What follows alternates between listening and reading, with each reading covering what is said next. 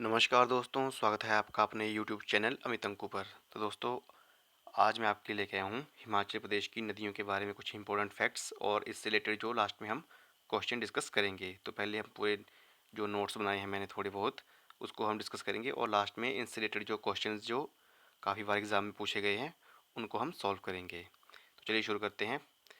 तो हिमाचल प्रदेश की जो प्रमुख नदियाँ हैं वो हैं 5 नदियाँ। तो 5 प्रमुख नदियाँ कौन कौन सी हैं हिमाचल में? सतलुज, चिनाब, रावी, व्यास और यमुना। तो पहले जो क्वेश्चंस आते हैं एग्ज़ाम में, तो प्राचीन नाम से रिलेटेड कि किस नदी का वैदिक नाम क्या है और संस्कृत नाम क्या है। तो शुरू करते हैं इनका हम। तो पहला है कि प्राचीन नाम। तो इस तरफ ये नदियों के नाम है और फिर वैदिक नाम और संस्कृत नाम। तो सबसे पहले सतलुज नदी। तो सतलुज नदी का जो वैदिक नाम है वो है स्तुद्री।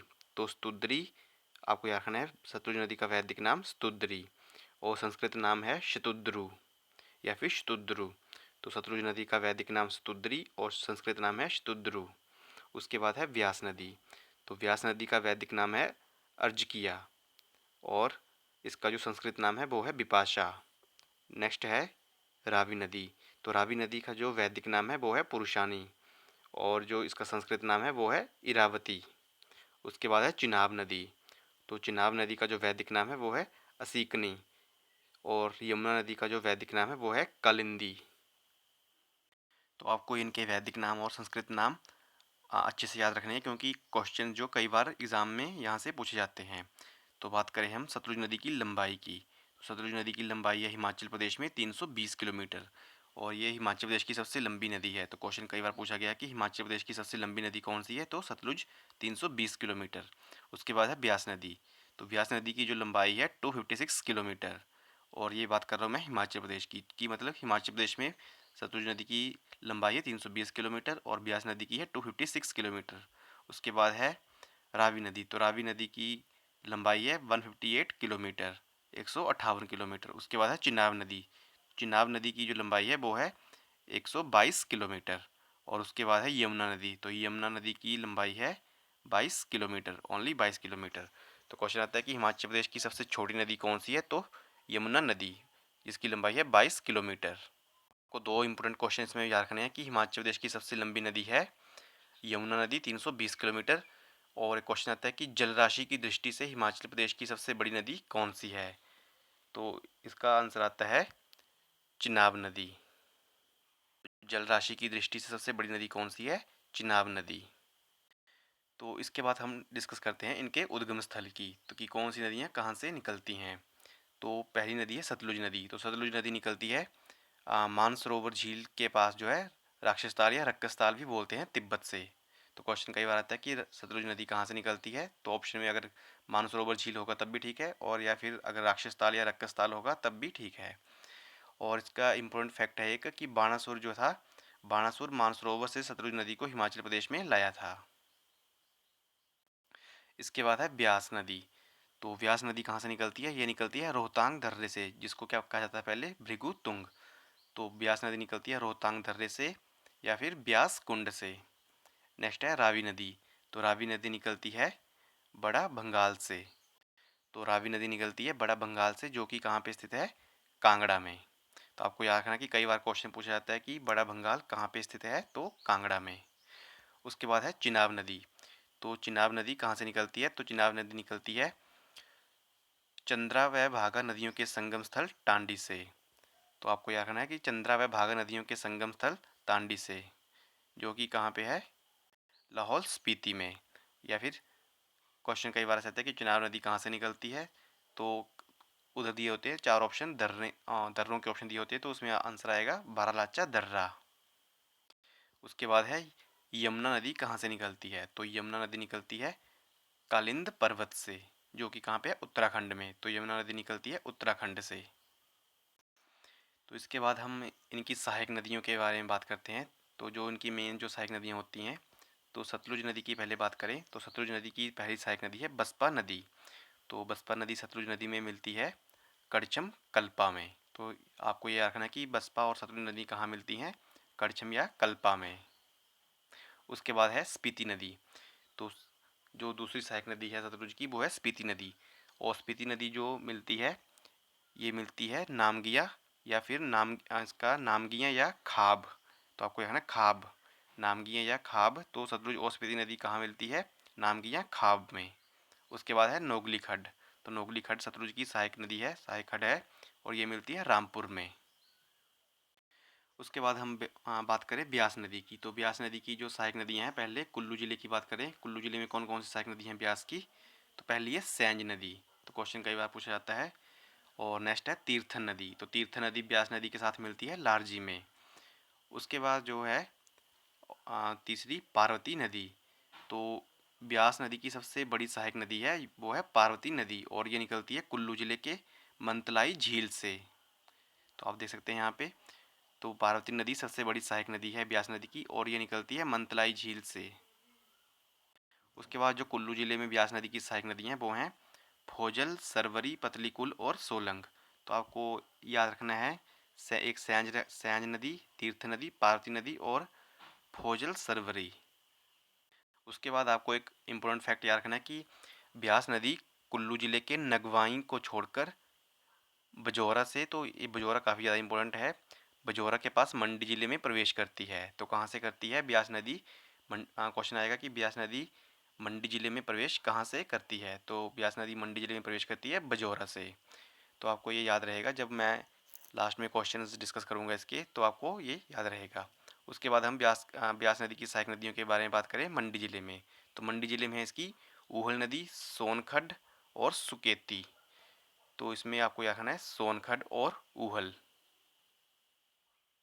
उसके बाद है कांगड़ा जिले में। तो कांगड़ा जिले में आपको याद रखनी है ब्यास नदी की सहायक नदियाँ विनबा, न्यूगल, देहर, गज, चकी और बाणगंगा। तो बाणगंगा आपने देखी भी होगी कई लोगों ने। तो बाणगंगा जो जिसके किनारे कांगड़ा किला जो स्थित है, तो कांगड़ा किले के पास जो नदी जाती है वो है बाणगंगा। नेक्स्ट क्वेश्चन है रावी नदी। तो रावी नदी की पहले हम बात करें तो रावी नदी जो मिलती है वो है भांदल और तंतगिरी नदियों के मिलने से। तो रावी नदी का उद्गम होता है भांदल और तंतगिरी नदियों के मिलने से, बड़ा भंगाल से। उसके बाद की सहायक नदियाँ हैं को दो ये याद रखनी है, बैरा और सियूल नदी। तो बैरा और सियूल नदी किसकी सहायक नदी है? सहायक नदियाँ हैं रावी की। उसके बाद सालखट भी किसकी है? रावी नदी की। और एक है बुद्धिल धारा। तो बुद्धिल जल धारा किसकी सहायक नदी है? रावी नदी की। उसके बाद हम बात करें चिनाब नदी। तो चिनाब नदी की सहायक नदियाँ हैं चंद्रा व भागा नदियाँ। आपको यही रखना है, चंद्रा व भागा नदियों का संगम स्थल से आपको याद होगा तांडी से चिनाब नदी का निर्माण होता है। और जो भागा नदी निकलती है वो निकलती है सूरजताल झील से। उसके बाद है यमुना नदी। तो यमुना नदी की पहली सहायक नदी है गिरी नदी। तो पहला क्वेश्चन आता है कि गिरी नदी कहाँ से निकलती है? तो गिरी नदी निकलती है कुप्पर चोटी जुब्बल से। और गिरी नदी की सहायक नदी है जलाल नदी। तो कई बार क्वेश्चन ऐसे पूछा जाता है कि जलाल नदी किसकी सहायक नदी है, तब ऑप्शन में आपको डायरेक्टली दिया होता है यमुना, तो तब आंसर आएगा यमुना नदी। इसके बाद जो इम्पोर्टेंट सहायक नदी है यमुना की वो है टोंस नदी। तो क्वेश्चन आता है कि टोंस किसकी सहायक नदी है? तो यमुना की। और टोंस जो है रूपिन और सूपिन नदियों के संगम से बनती है। रूपिन और सूपिन आपको याद रखना है, रूपिन और सूपिन। उसके बाद है पब्बर नदी। तो पब्बर किसकी सहायक नदी है? टोंस की। और टोंस किसकी है? यमुना की। तो नेचुरली बात है कि पब्बर किसकी सहायक नदी होगी फिर? ये यमुना की। तो पब्बर नदी कहाँ से निकलती है? कई बार क्वेश्चन पूछा जाता है चंदनाहन झील से या फिर चांशल चोटी। तो आपको कई बार ऐसे मिलेगा ऑप्शन में, या तो चंदनाहन झील मिलेगा या फिर चांशल चोटी। उसके बाद है आंध्रा नदी। तो आंध्रा नदी किसकी सहायक नदी है? पब्बर की।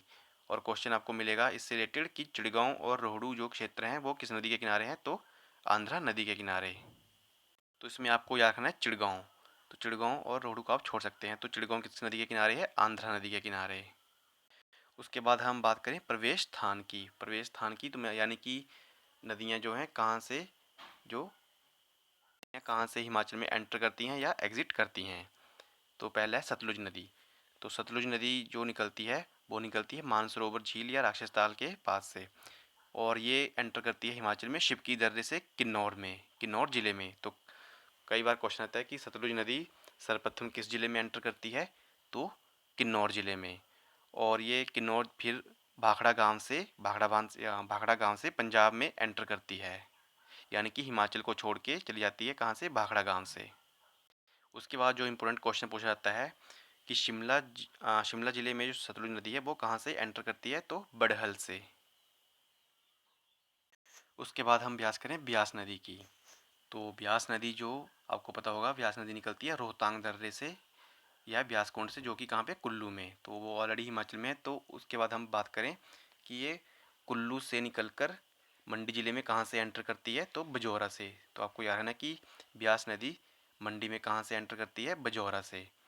फिर और ये मंडी के बाद कांगड़ा में एंटर करती है संधोल से। तो आपको यह है ना कि ब्यास नदी कांगड़ा जिले में कहाँ से एंटर करती है, संधोल से। और उसके बाद है कि ब्यास नदी जो है वो मैदानों में कहाँ से प्रवेश करती है, मीरथल। तो आपको नाम याद रखना है, मीरथल। उसके बाद है रावी नदी। तो रावी नदी कहाँ से निकलती है, मैंने आपको बताया बड़ा भंगाल कांगड़ा से। तो रावी नदी जो है चंबा के, आपको नाम याद रखना है, खैरी। तो चंबा के खैरी स्थान से निकलकर जम्मू कश्मीर में प्रवेश करती है। तो चंबा के खैरी स्थान से निकलकर जम्मू कश्मीर में प्रवेश कर जाती है। उसके बाद हम बात करें चिनाब नदी की। तो चिनाब नदी जो निकलती है चंद्रा व भागा नदियों के संगम स्थल टांडी से, यानी कि बारालाचा दर्रे के समीप से। तो लाहौल स्पीति से होती हुई ये चंबा में एंटर करती है भुजिंद से। तो आपको नाम याद रखना है, भुजिंद। तो चंबा ज़िले में एंटर करती है भुजिंद से। उसके बाद ये चंबा ज़िले से निकलकर, चंबा ज़िले को कहाँ से छोड़ती है, ये संसारी नाले को। संसारी नाले से होते हुए ये जम्मू कश्मीर में एंटर कर जाती है। उसके बाद है यमुना नदी। तो यमुना नदी कहाँ से निकलती है, कालिंद पर्वत यमुनोत्री से। आपको क्वेश्चन आएगा कि ये यमुना नदी जो है हिमाचल प्रदेश में कहाँ से एंटर करती है, तो खोदर माजरी से। तो आपको याद रखना है कि यमुना नदी हिमाचल प्रदेश में एंटर करती है खोदर माजरी से। और उसके बाद क्वेश्चन आता है कि यमुना नदी किस स्थान से निकलकर हरियाणा में प्रवेश करती है, तो ताजेवाले से निकलकर। तो फ्रेंड्स, ये थे कुछ बेसिक से नोट्स जो नदियों के बारे में पूछे जाते हैं। कई बार क्वेश्चन आपको देखने को मिल जाएंगे नदियों से रिलेटेड, चाहे आप HPSSC के किसी भी एग्ज़ाम की तैयारी कर रहे हो, या HP टेट या HP पुलिस। तो फ्रेंड्स चलिए अब हम इससे रिलेटेड जो क्वेश्चंस हैं उनको देखते हैं।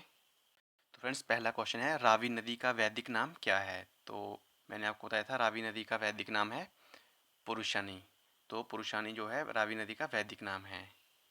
और आपको पता होगा कि मैंने बताया था अर्जकिया किसका वैदिक नाम है, तो अर्जकिया वैदिक नाम है ब्यास का। और जो शतुद्रु है वो सतलुज नदी का संस्कृत नाम है। नेक्स्ट क्वेश्चन है, ब्यास नदी का वैदिक नाम क्या था। तो ब्यास नदी का वैदिक नाम मैंने अभी आपको बताया, अर्जिकिया।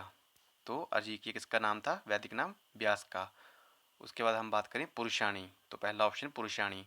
तो पुरुषाणी किसका वैदिक नाम है, रावी नदी का। और शतुद्री किसका वैदिक नाम है, सतलुज नदी का। और कालिंदी किसका वैदिक नाम है, यमुना नदी का। नेक्स्ट क्वेश्चन है, यमुना नदी का वैदिक नाम क्या है।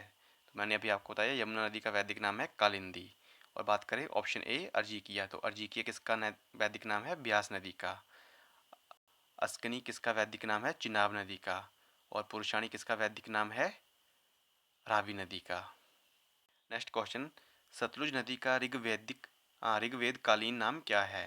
तो सतलुज नदी का वैदिक नाम क्या है, तो इसमें आपको दिया गया है शताद्री, यानी कि स्तुद्री। तो ऑप्शन सी जो है करेक्ट है। और बात करें विपाशा। तो विपाशा किसका नाम था, संस्कृत नाम, तो ये था व्यास नदी का। नेक्स्ट क्वेश्चन है, खालिस्तान नदी का वैदिक नाम अर्जिकिया था। तो मैंने आपको बताया था कि व्यास नदी का जो वैदिक नाम था वो था अर्जिकिया, ऑप्शन सी। उसके बाद है, चिनाब नदी का वैदिक नाम क्या है। तो चिनाब नदी का वैदिक नाम है ऑप्शन बी, अस्कनी। और बात करें ऑप्शन ए अर्जिकिया। तो अर्जिकिया किसका वैदिक नाम है, ब्यास नदी का। बात करें ऑप्शन सी पुरुषणी। तो पुरुषणी किसका वैदिक नाम है, रावी नदी का। और शतुद्री किसका वैदिक नाम है, सतलुज का।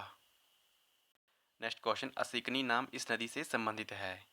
तो किस नदी से संबंधित है ये, चिनाब नदी से, option B. Next question, अर्जिकिया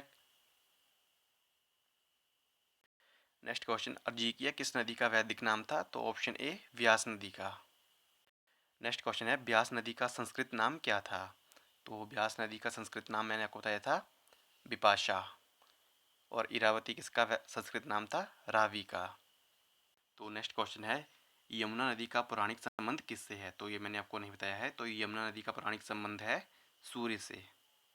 next question है भागा नदी का उद्गम किस झील से होता है। तो ये मैंने आपको बताया था कि भागा नदी का उद्गम स्थान है सूरजताल झील। नेक्स्ट जो क्वेश्चन है चिनाब नदी का उद्गम स्थल है। तो मैंने आपको बताया था चिनाब नदी कहाँ से निकलती है, बारालाचा दर्रा, और रोहतांग दर्रे से निकलती है ब्यास नदी। तो क्वेश्चन ऐसे भी आ सकता है कि चंद्रभागा नदी का उद्गम है, तो चंद्रभागा नदी का उद्गम स्थल क्या है, बारालाचा दर्रा। नेक्स्ट क्वेश्चन है ब्यास नदी का उद्गम स्थल है। तो ब्यास नदी का उद्गम स्थल क्या है, ब्यास कुंड, ऑप्शन बी। ब्यास कुंड मतलब कहाँ पे है ये, रोहतांग दर्रे के समीप ब्यास कुंड। नेक्स्ट क्वेश्चन है पब्बर नदी का उद्गम स्थान है। तो पब्बर नदी का उद्गम स्थान मैंने आपको बताया था चंदनाहन झील के पास है चांशल चोटी। तो चांशल चोटी आपको याद रखना है कि पब्बर नदी का उद्गम स्थान है चांशल चोटी। नेक्स्ट क्वेश्चन है वैदिक काल में किस नदी को पुरुषणी के नाम से जाना जाता था। तो मैंने आपको बताया था पुरुषणी के नाम से किसको जाना जाता था, रावी नदी को। और सतलुज को जाना जाता था स्तुद्री, और यमुना को जाना जाता था कालिंदी के नाम से। नेक्स्ट क्वेश्चन है ब्यास नदी का उद्गम किस दर्रे से होता है। तो मैंने आपको बताया था ये था ऑप्शन बी, रोहतांग दर्रे से। तो रोहतांग दर्रे या फिर ब्यास कुंड से। नेक्स्ट क्वेश्चन है पब्बर नदी का उद्गम स्थान कौन सी झील है। तो मैंने आपको अभी थोड़ी देर पहले बताया कि पब्बर नदी का उद्गम होता है चांशल चोटी और किसके समीप से, चंद्रनाहन झील, चंद्रनाहन झील के समीप से। नेक्स्ट क्वेश्चन है ब्यास नदी किस स्थान पर हिमाचल प्रदेश के कांगड़ा जिले में प्रवेश करती है। तो कहाँ से प्रवेश करती है, मंडी जिले को छोड़ते हुए ये करती है कांगड़ा जिले में एंटर संधोल से, और मंडी जिले में एंटर करती है ये बजौरा से। नेक्स्ट क्वेश्चन है तीर्थन जलधारा किस स्थान पर ब्यास नदी में मिलती है। तो ये मिलती है लारजी में। नेक्स्ट क्वेश्चन है रावी नदी किस स्थान पर हिमाचल प्रदेश के चंबा जिले को छोड़ती है। तो मैंने आपको बताया था, आपको नाम याद रखना है खैरी। तो खैरी स्थान से निकल कर ये जम्मू कश्मीर में प्रवेश करती है। नेक्स्ट क्वेश्चन है तीर्थन और बाथर जलधाराएं किस नदी की सहायक हैं। तो मैंने आपको बताया था तीर्थन नदी, मैंने बाथर आपको नहीं बताया, तो तीर्थन नदी आपको बताया था मैंने ब्यास नदी की सहायक नदी है। नेक्स्ट क्वेश्चन है चंद्रभागा, जिसको क्या कहते हैं हम, चिनाब, चंद्रभागा किस स्थान पर हिमाचल प्रदेश के चंबा जिले को छोड़ती है। तो मैंने आपको ये बताया था, इसका जो आंसर है ऑप्शन डी, संसारी नाला। तो चिनाब नदी जो है चंबा में भुजिंद से प्रवेश करती है और चंबा से संसारी नाले को छोड़कर जम्मू कश्मीर में प्रवेश करती है। नेक्स्ट क्वेश्चन कौन सी नदी हिमाचल प्रदेश के ऊना जिले को दो लगभग समान हिस्सों में बांटती है। तो ये मैंने आपको नहीं बताया था। तो ऊना जिले की प्रमुख नदी है स्वान नदी, जिसको दुख का दरिया भी कहा जाता है, और ये ऊना जिले को दो बराबर भागों में बांटती है, तो स्वान नदी। नेक्स्ट क्वेश्चन है बाणगंगा नदी किस पर्वत श्रृंखला में बहती है। तो बाणगंगा मैंने आपको बताया था ये है ब्यास नदी की सहायक नदी, और ये जो है कांगड़ा किला जिस नदी के किनारे स्थित है वो है बाणगंगा नदी। तो ये बहती है धौलाधार, ये निकलती है धौलाधार पर्वत श्रृंखला से। नेक्स्ट क्वेश्चन है स्थानीय लोग हिमाचल प्रदेश की किस नदी को दुख का दरिया कहते हैं। तो थोड़ी देर पहले मैंने आपको बताया स्वान नदी, जो कहाँ बहती है, ऊना में। नेक्स्ट क्वेश्चन है गज जल विद्युत परियोजना किस नदी बेसिन पर स्थित है। तो पहले तो आपको याद रखना पड़ेगा कि गज नदी किसकी सहायक नदी है, गज खड्ड, यह है ब्यास नदी की। तो इसका भी करेक्ट आंसर क्या आएगा, ऑप्शन बी, ब्यास। उसके बाद है ब्यास नदी किस जिले से होकर नहीं बहती। तो सबसे पहले आपको पता होगा कि ब्यास नदी निकलती है कुल्लू जिले के रोहतांग दर्रे से, तो कुल्लू जिले यानी कि ब्यास कुंड से। तो उसके बाद एंटर करती है बजौरा में मंडी से, और फिर मंडी जिले से निकल कर ये एंटर करती है संधोल से कांगड़ा जिले में। तो ऑप्शन बी जो है इसका करेक्ट आंसर है, तो यानी कि बिलासपुर जिले में ये नहीं बहती है। नेक्स्ट क्वेश्चन सतलुज तथा बसपा नदियों का संगम स्थल कहाँ पे है। तो मैंने आपको बताया था कि सतलुज और बसपा नदियाँ कहाँ पे मिलती हैं, ये सतलुज और बसपा नदियाँ मिलती हैं कड़छम, तो कड़छम में मिलती हैं यानी कि कल्पा। नेक्स्ट क्वेश्चन है सुप्रसिद्ध स्वांग खड्ड हिमाचल प्रदेश के किस जिले में बहती है। तो ये बहती है ऊना जिले में, ऑप्शन ए, और इसको क्या कहा जाता है, दुख का दरिया। नेक्स्ट क्वेश्चन है हिमाचल प्रदेश की कौन सी प्रमुख नदी से कांगड़ा और कुल्लू घाटियाँ निर्मित हुई हैं। तो कांगड़ा और कुल्लू घाटियाँ, तो कौन सी नदी निकलती है कुल्लू से, ब्यास नदी। तो ब्यास नदी निकलती है कुल्लू से, उसके बाद मंडी मंडी में बहती है, और फिर मंडी से कांगड़ा में। तो इसका जो आंसर आएगा ऑप्शन बी, ब्यास नदी। नेक्स्ट क्वेश्चन है गिरी नदी किस चोटी से निकलती है। तो गिरी नदी निकलती है कुप्पर चोटी जुब्बल से, और ये यमुना की सहायक नदी है। नेक्स्ट क्वेश्चन सतलुज हिमाचल प्रदेश में कहाँ पर प्रवेश करती है। तो मैंने आपको पहले बताया था सतलुज नदी एंटर करती है हिमाचल प्रदेश में शिपकी से, जो कि कहाँ पे है, किन्नौर में। नेक्स्ट क्वेश्चन, चंबा किस नदी के दाएं किनारे पर स्थित है? तो चंबा आपको याद करना पड़ेगा, चंबा किस नदी के दाएं किनारे पर स्थित है? रावी नदी के दाएं किनारे पे। नेक्स्ट क्वेश्चन है, हिमाचल प्रदेश की सबसे लंबी नदी कौन सी है? तो हिमाचल प्रदेश की सबसे लंबी नदी कौन सी है? सतलुज नदी। और ये हिमाचल प्रदेश में कितने किलोमीटर का सफ़र तय करती है? 320 किलोमीटर। और हिमाचल प्रदेश की सबसे छोटी नदी कौन सी है? यमुना नदी। ये कितने किलोमीटर तय करती है? 22 किलोमीटर। नेक्स्ट क्वेश्चन, किस ग्लेशियर से रावी नदी का उद्गम होता है? तो मैंने काफ़ी बार बता दिया आपको, बड़ा भंगाल से। तो बड़ा भंगाल से रावी नदी का जो उद्गम होता है, तो बड़ा भंगाल कहाँ पे है? कांगड़ा में।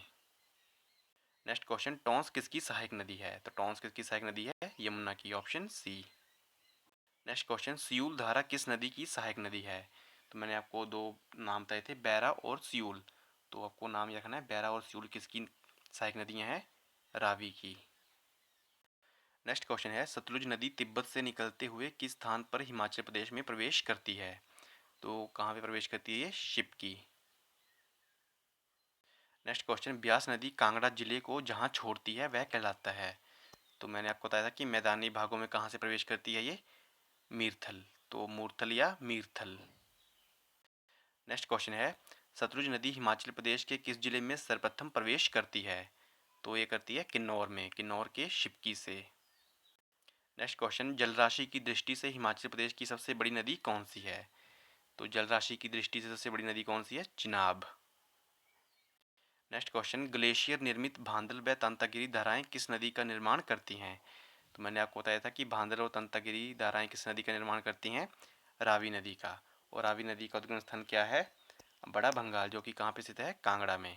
तो ग्लेशियर निर्मित भांदल व तंतागिरी धाराएं किस नदी का निर्माण करती हैं? रावी नदी का। नेक्स्ट क्वेश्चन है, ब्यास नदी किस स्थान पर मैदानी भाग में प्रवेश करती है? तो मैंने आपको बताया था थोड़ी देर पहले, इसका आंसर आएगा ऑप्शन बी, मीरथल।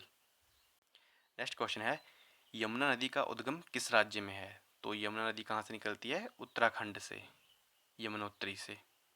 नेक्स्ट क्वेश्चन है, सुकेती किसकी सहायक नदी है? सुकेती किसकी सहायक नदी है? ब्यास की। नेक्स्ट क्वेश्चन है, सतलुज नदी मानसरोवर झील से निकलकर हिमाचल प्रदेश में कितना मार्ग तय करती है? तो इसका आंसर है ऑप्शन बी, 320 किलोमीटर। और सतलुज नदी हिमाचल प्रदेश की सबसे लंबी नदी भी है। नेक्स्ट क्वेश्चन है, ब्यास नदी हिमाचल प्रदेश में कितना मार्ग तय करती है? तो ये करती है 256 किलोमीटर। नेक्स्ट क्वेश्चन, ब्यास नदी किस स्थान से कांगड़ा जिले में प्रवेश करती है? तो ब्यास नदी कांगड़ा जिले में कहाँ से प्रवेश करती है? संधोल से। और क्वेश्चन है, ब्यास नदी किस स्थान पर मंडी जिले में प्रवेश करती है? तो बजौरा से। नेक्स्ट क्वेश्चन है, ब्यास नदी किस स्थान से मंडी जिले में प्रवेश करती है? तो ये करती है option D, Bajaura. Next question है, चिनाब नदी लाहौल से निकलकर किस स्थान पर चंबा जिले में प्रवेश करती है? तो मैंने आपको बताया था कि चंबा जिले में कहाँ से प्रवेश करती है ये? भुजिंद से, ऑप्शन बी। तो चिनाब नदी चंबा जिले में भुजिंद से प्रवेश करती है। और फिर और क्वेश्चन आया कि चिनाब नदी चंबा जिले में किस स्थान से निकलकर जम्मू कश्मीर में प्रवेश करती है? तो संसारी नाला।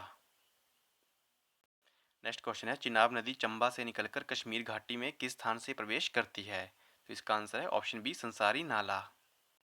नेक्स्ट क्वेश्चन है, रावी नदी किस स्थान पर चंबा जिले को छोड़कर अन्य राज्य में प्रवेश करती है? तो रावी नदी चंबा के खैरी स्थान से निकलकर जम्मू कश्मीर में प्रवेश करती है। तो आपको याद रखना है खैरी। एक इम्पोर्टेंट क्वेश्चन है 140 का, 140 क्वेश्चन, यूनान के विद्वान सतलुज नदी को किस नाम से पुकारते थे? तो इसका आंसर है ऑप्शन सी, हिसीड्रस। नेक्स्ट क्वेश्चन है, यमुना नदी उत्तराखंड में बहने के बाद हिमाचल के सिरमौर जिले में कहाँ से प्रवेश करती है? तो हिमाचल में कहाँ से एंट्री करती है यमुना नदी? तो खोदर माजरी से, ऑप्शन बी। और अगर क्वेश्चन आए कि यमुना नदी हिमाचल प्रदेश में किस स्थान से निकलकर हरियाणा में प्रवेश करती है? तो ताजेवाला। एक सहायक नदी आप याद रखेंगे, इंपॉर्टेंट है क्वेश्चन ये, लूनी किसकी सहायक नदी है? तो ये है ब्यास की। और आज का लास्ट क्वेश्चन है, सतलुज नदी शिमला जिले में कहाँ से प्रवेश करती है? तो ये एचपी क्लर्क में पूछा गया था एग्जाम 2019 में। तो ये करती है बडहल से। फ्रेंड्स, ये थे नदियों से रिलेटेड कुछ इंपॉर्टेंट क्वेश्चंस। तो फ्रेंड्स, आई होप आपको वीडियो पसंद आई होगी। तो फ्रेंड्स, इसके नेक्स्ट वीडियो जो मिलेगी आपको झीलों से रिलेटेड मैं वीडियो बनाऊँगा। तो तब तक आप जो मेरा चैनल सब्सक्राइब कर दें और साथ में बेल आइकन प्रेस कर दें ताकि आपको मेरे आने वाली वीडियो की जो नोटिफिकेशन मिलती रहे।